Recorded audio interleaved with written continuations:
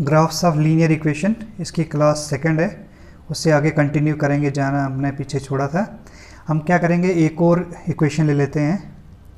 Equation ले लेते हैं 2x plus 4y equal to 10 और 3x plus 6y equal to 12।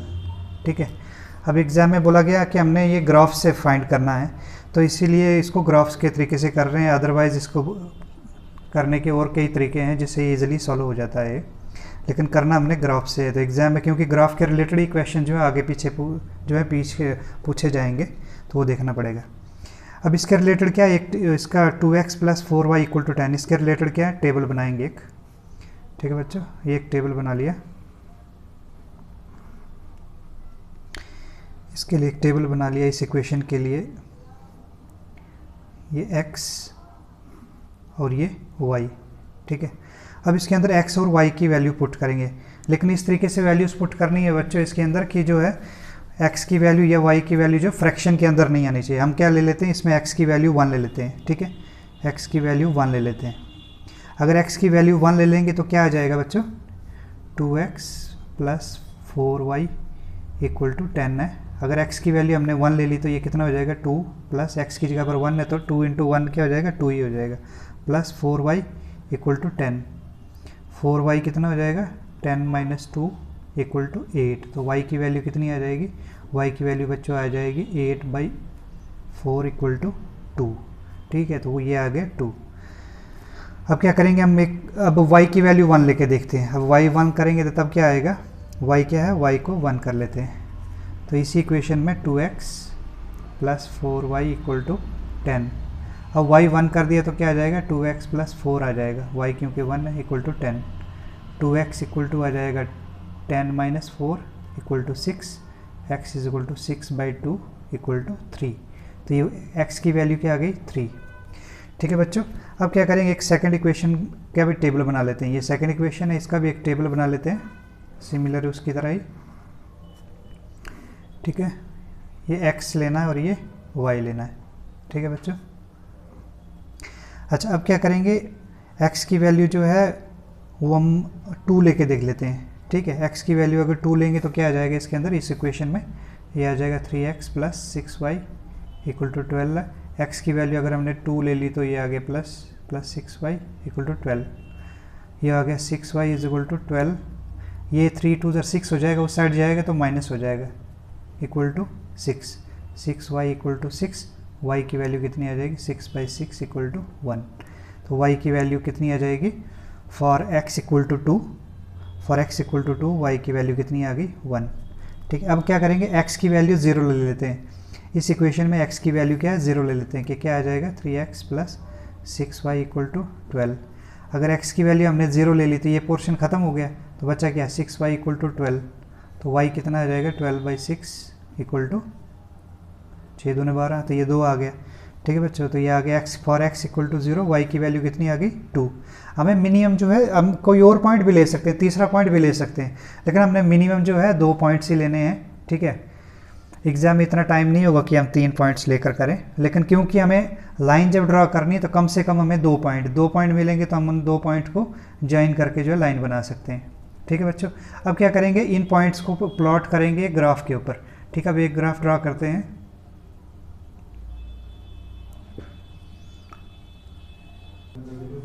अब बच्चों की हमने एक ग्राफ ड्रा कर लिया है, 1 2 3 4, इधर साइड माइनस x एक्सिस है ये। ठीक है, x एक्सिस, ये इस साइड आ गया y एक्सिस। ठीक है, ये प्लस टर्म इस साइड, माइनस टर्म इस साइड। ठीक है, अब इसको, इन वैल्यूज़ को जो है इसके ऊपर प्लॉट करेंगे, इस ग्राफ के ऊपर। पहला क्या है, x की 1 2 और 3 1, पहले 1 2 को प्लॉट करेंगे। x की वैल्यू 1 और y की वैल्यू 2। इसका मतलब ये किस लोकेशन पे आएगा, ये आएगा इस लोकेशन पे। ठीक है बच्चों, ये किस लोकेशन पे आएगा, ये आएगा इस लोकेशन पे, ये वाला पॉइंट। कौन सा पॉइंट है, x की वैल्यू है 1, y की वैल्यू है 2। ठीक है, सेकंड पॉइंट हमारे पास है 3 1, यानी x की वैल्यू 3 है और y की 1। x की 3, ये x की 3 इधर और y की 1, ये यानी इस जगह के ऊपर पॉइंट आएगा ये। ठीक है, ये इस साइड कहीं पर ये पॉइंट आएगा 3 से ऊपर। ठीक है बच्चों, 3 से ऊपर। यानी इस लोकेशन पे ये पॉइंट आएगा, ठीक है। ये एक लाइन, एक ये लाइन इसको जोड़ेंगे तो एक पॉइंट ये बन जाएगा, एक लाइन ये बन जाएगी। अब सेकंड लाइन की तरफ जाएंगे। सेकंड लाइन क्या है, x की वैल्यू 2 और y की वैल्यू 1, x2 y1, यानी ये इस पॉइंट के ऊपर बनेगा ये, ठीक है बच्चों। दूसरा है x जो है 0 और y इक्वल टू 2, यानी y के ऊपर ये पॉइंट बन रहा है, इस जगह के ऊपर ये पॉइंट बन रहा है x0 y2। इसका मतलब है ये लाइन ऐसे बनेगी, ठीक है बच्चों, ये लाइन बनेगी ऐसे, क्योंकि इन दोनों पॉइंट्स को जोड़ना पड़ेगा,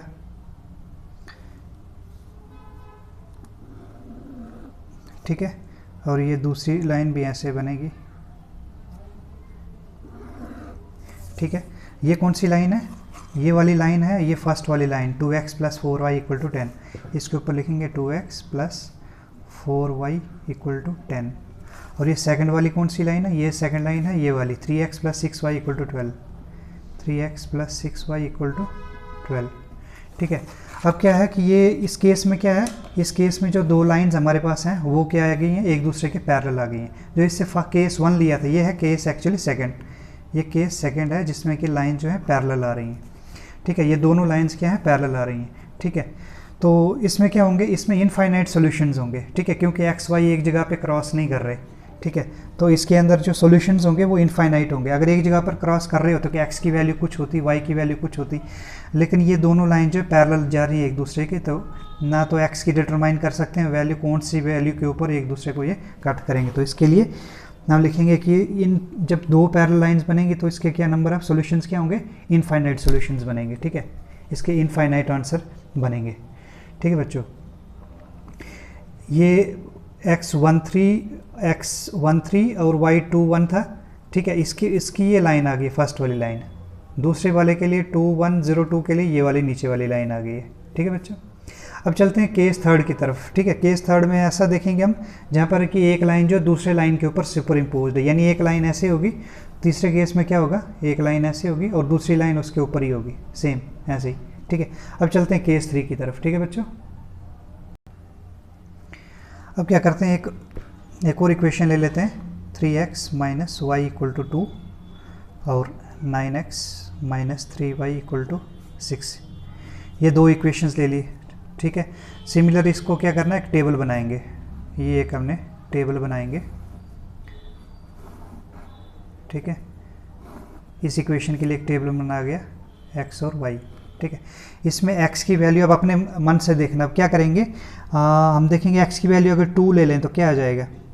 अगर x की वैल्यू 2 ले लेंगे तो क्या हो जाएगा, 3 × 2 = 6 और ये -y साइड चला जाएगा तो ये कितना आ जाएगा, 4 आ जाएगा। तो एक बार क्या करेंगे, x की वैल्यू 2 लेके देखते हैं इस इक्वेशन में, किसमें, 3x - y = 2।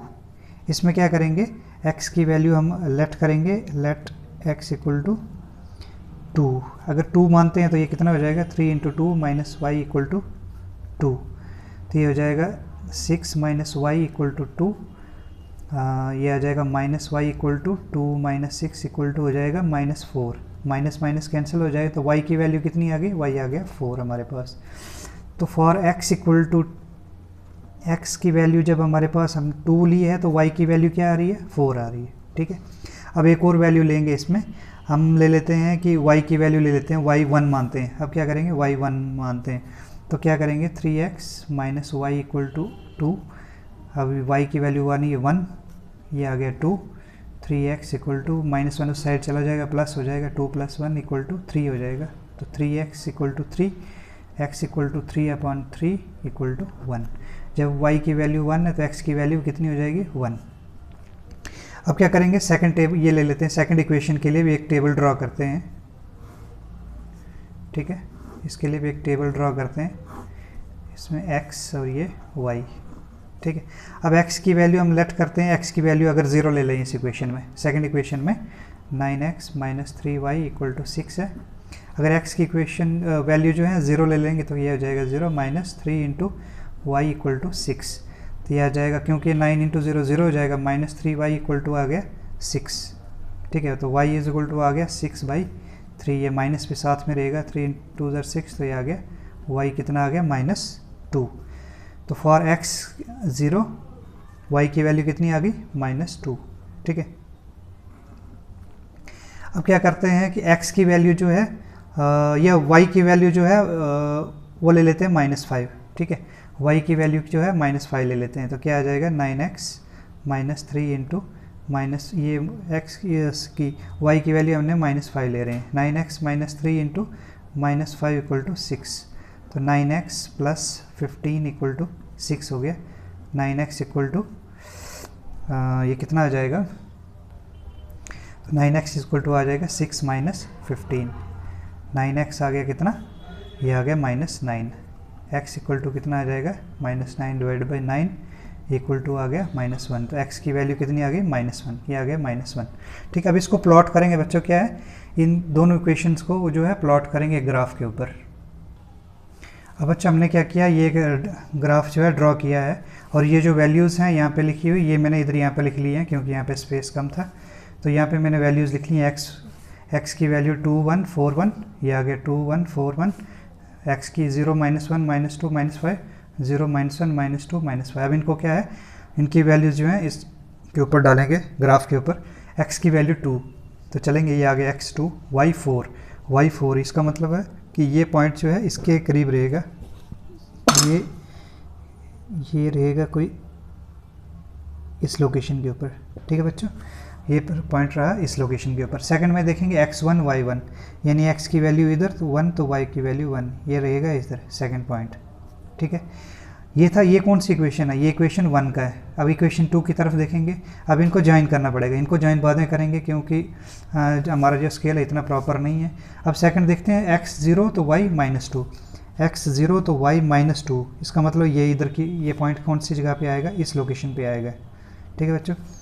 अच्छा x -1 है तो y कितना है -5, x है -1 इस लोकेशन पे और y कितना है -5, इसका मतलब ये इस लोकेशन की बात कर रहा है, x -1, ये -1 इधर और ये -5 इधर, तो ये किस लोकेशन पे बैठेगा, ये बैठेगा कोई इस लोकेशन पे, ठीक है। अब आप देखेंगे ये पॉइंट अगर हम इनको डालेंगे तो ये सारे के सारे चारों पॉइंट्स जो हैं, ये पहले इन दो को मिला लेते हैं, ठीक है। 2 1 और y 4 1, इनका जो पॉइंट था ये था, ठीक है। और अगर आप देखेंगे कि इस लाइन को फर्दर ड्रॉ करेंगे तो ये बाकी पॉइंट्स भी जो हैं एक ही इसके ऊपर आ रहे हैं, ठीक है। यानी कि ये चारों पॉइंट्स जो हैं ये दोनों लाइंस, ठीक है। एक तो लाइन इधर से इधर तक थी ये वाली, ठीक है, और ये वाली लाइन थी इधर से इधर तक, लेकिन जब इसको हम एक्सटेंड करेंगे तो ये पूरी लाइन जो है एक ही इसके ऊपर आ गई है, ठीक है बच्चों। तो इसके अंदर क्या है, इनफाइनाइट सॉल्यूशंस आ जाएंगे, क्या आ जाएंगे इस केस में, ये केस 3 था, ठीक बच्चों। ये कौन सा था, ये था केस 3, क्योंकि तीन ही केसेस पॉसिबल है। कौन कौन से केस, जहाँ लाइन जो है इंटरसेक्ट कर रहे हैं केस 1 में, केस 2 में क्या होगा, दो लाइंस पैरेलल आ रही हैं, केस 3 में क्या होगा, एक लाइन ऐसे है दूसरी लाइन इसके ऊपर है, और ठीक है सुपर इम्पोज। ये तो थर्ड केस हमने लिया जिसके ऊपर एक लाइन ऐसे, एक लाइन एक उसके ऊपर ही आ रही है, हमने वो करके भी देख लिया कि वो लाइन जो उसके ऊपर ही बैठ रही है, ठीक है बच्चों। तो ये हमारे पास ये 3 चीज़ें आ रही हैं इसके अंदर, ग्राफ्स के अंदर। अब इनको क्या है एक टेबल फॉर्म में हम डिटरमाइन कर लेते हैं, इसको बना लेते हैं टेबल फॉर्म में। अब बच्चों के अभी तक जो हमने किया है केस 1, केस 2 और केस 3, इनको हमने एक टेबुलर फॉर्म में मेंशन कर दिया है, ठीक है बच्चों। हमने क्या किया, a1 x1 plus b1 y1 equal to c1 और a2 x plus b2 y equal to c2। अभी तक ये हमने इक्वेशन सॉल्व की थी, ठीक है। फर्स्ट पार्ट में हमने देखा x plus y equal to 3, ठीक है, और 3x minus 2y equal to 4, यानी कि इस फॉर्म में a1x plus b1y equal to c1, a2x plus b2y equal to c2। इस केस में क्या था, दो लाइंस इंटरसेक्ट कर रही थी, यानी एक लाइन अगर ऐसे आ रही थी तो दूसरी लाइन जो ऐसे आ रही थी, एक पॉइंट के ऊपर इंटरसेक्ट कर रही थी, यानी x की और y की कुछ यहाँ पे डेफिनेट वैल्यू आ रही थी, ठीक है। तो इसको क्या बोलते हैं, यहाँ पे हमें यूनिक सोल्यूशन मिल रहा है, क्या मिल रहा है, यूनिक सोल्यूशन, और इसको बोलते हैं कंसिस्टेंट पेयर, ठीक है। एक चीज़ आप इसमें देखेंगे कि ये इसकी जैसे इधर x के साथ 1 है, ठीक है, a1 अपॉन a2, यानी इसके साथ ये इधर a1 क्या है, इधर a1 है 1 और a2 क्या है 3, यानी 1/3 क्या है इधर, एक बार इसको लिख भी लेते हैं। इस इक्वेशन में क्या था 1/3, क्या लिखेंगे 1/3, ठीक है। a1 की वैल्यू 1 है और a2 की वैल्यू 3 जो है वो इक्वल नहीं आ रही है किसके, b1/b2 के। b1/b2, b1 की वैल्यू क्या है इधर 1 और b2 की वैल्यू क्या है -2, ठीक है। 1/3 जो है इक्वल टू होता है 1/-2 के, नहीं होता है, ठीक है। तो ये इसकी प्रॉपर्टी आ गई कि A1/A2 जो है इक्वल टू नहीं होता है B1/B2, ठीक है बच्चों। इसमें आपको सभी समझने वाली बात यह है कि ये इसके साथ जो भी टर्म कनेक्टेड होगी वो होगा A1, ये B1 और ये जो 3 है ये है C1। सिमिलरली इस साइड भी ऐसे ही आएगा, ये आ गया इसमें A2, इसमें ये आ गया B2 और ये आ गया C2, ठीक है। इसमें क्या है, यूनिक सॉल्यूशन मिल रहा है क्योंकि एक पर्टिकुलर पॉइंट के ऊपर ज्वाइन कर रहे हैं। अब क्या करते हैं, केस 2 में हमने ये वाली इक्वेशन ली थी 2x + 4y = 10 और 3x + 6y = 12। इसमें क्या थी, दो लाइंस पैरेलल आ गई थी, ठीक है। एक लाइन ऐसे आ गई थी, दूसरी लाइन ऐसे आ गई थी, दोनों लाइंस पैरेलल आ गई थी। इसके अंदर कोई सोल्यूशन नहीं मिलेगा, ठीक है, क्योंकि इनको आपस में कोई लेना देना नहीं है, तो कोई सोल्यूशन नहीं मिलेगा। और इसको क्या बोलते हैं, इनकंसिस्टेंट पेयर बोलते हैं। इस केस में क्या होगा, A1/A2 जो है B1/B2 के बराबर होगा, लेकिन जो है ये A1/A2 B1/B2 ये C2 के बराबर नहीं होंगे, ठीक है। ये क्या है, एक दूसरे के बराबर तो होंगे, ये A1/A2 = B1/B2, लेकिन ये C1/C2 के बराबर नहीं होंगे। देखिए यहाँ पे इस इक्वेशन में देख लेते हैं क्या है, ये A1 क्या है 2, A2 क्या है 3 = 4/6 = 10/12 करके देखते हैं इसको ज़रा। ये देखो ये 2/3 ये फर्दर डिवाइड नहीं होगा ये, लेकिन ये हो जाएगा, ये किस में आ जाएगा, 2 2 4 2 3 6। देखो 2 2 3 3 यानी ये दोनों इक्वल आ गए, लेकिन ये नहीं आएगा, ये कितना आ जाएगा, ये इसको अगर हम करेंगे तो ये आगे 5/6 आ जाएगा। अगर इसको हम डिवाइड करेंगे तो 5/6, तो इनके साथ ही कंसिस्टेंट नहीं बैठ रहा है। तो केस 2 में पैरेलल लाइंस कब होंगी, जब A1/A2 = B1/B2 और जो further not equal to C1/C2, कोई सोल्यूशन नहीं मिलेगा, इसको बोलते हैं इनकंसिस्टेंट पेयर। केस 3 में ये इक्वेशन हमने ली थी 3x - y = 2, 9x - 3y = 6। इसमें क्या थी, 2 लाइन्स आर कोइंसिडेंट, कहने का मतलब एक लाइन अगर ऐसे आ रही थी, दूसरी लाइन इसके ऊपर ही आ रही थी, ठीक ऊपर है दूसरी लाइन आ रही थी, ठीक है। तो इसमें सॉल्यूशंस कितने मिलेंगे, क्योंकि एक लाइन दूसरी लाइन के ऊपर है, इनफाइनाइट सॉल्यूशन मिलेंगे, ठीक है, अनगिनत सॉल्यूशन मिलेंगे। और इस केस में क्या होता है, A1/A2 जो है B1/B2 = C1/C2 हो जाता है। तो इसको देखते हैं, अब इसको देखते हैं करके। इस इक्वेशन में देखो A1 की वैल्यू कितनी थी 3, A2 की वैल्यू कितनी थी 9 इक्वल टू होना चाहिए, B1 की वैल्यू कितनी थी -1 और B2 की वैल्यू -3 इक्वल टू C1 की वैल्यू कितनी थी, ये इधर ये नॉट इक्वल टू आएगा। अच्छा इधर ये कितना था, C1/C2 2/6 देखेंगे इसको, 3 1 3 3 3 9, ये आ गया 1/3, ये माइनस माइनस कैंसिल हो गया, तो ये भी आ गया 1/3, 2 1 2 2 3 6 1/3 ये भी 1/3, ठीक है। यानी सारे एक दूसरे के बराबर आ रहे हैं। तो इसका मतलब अगर हमारे पास इक्वेशन दी हो तो हम उसको पहचान सकते हैं कि ये कौन सी इक्वेशन है, ये है कंसिस्टेंट वाली है या इनकंसिस्टेंट वाली है, सॉल्यूशन यूनिक मिलेगा या फिर कोई सॉल्यूशन नहीं मिलेगा या फिर इनफाइनाइट सॉल्यूशन मिलेगा, ठीक है। तो बच्चों नेक्स्ट क्लास में हम क्या करेंगे, या फिर एक इसके लिए MCQ लेके आएंगे 4-5, जिससे आपको थोड़ा आइडिया हो जाएगा कि इसको करना कैसे है, ठीक है बच्चों। तो ये इधर जो है इसका थ्योरेटिकल पोर्शन जो है यहाँ पे ख़त्म हो रहा है। तो न्यूमेरिकल जब लेके आएंगे तो फिर उसमें 4-5 न्यूमेरिकल लेके आएंगे क्वेश्चन में, तो फिर हम देखेंगे कि इसको हम कैसे कर सकते हैं, ठीक है बच्चों। तो बच्चों ये था इसका पार्ट 2, और उसके बाद हम जो है नेक्स्ट टॉपिक शुरू करेंगे और MCQs भी देखेंगे इसके हम। बच्चों अगर हमारा चैनल अच्छा लग रहा है तो इसको काइंडली आप सब्सक्राइब कीजिए। Thank you.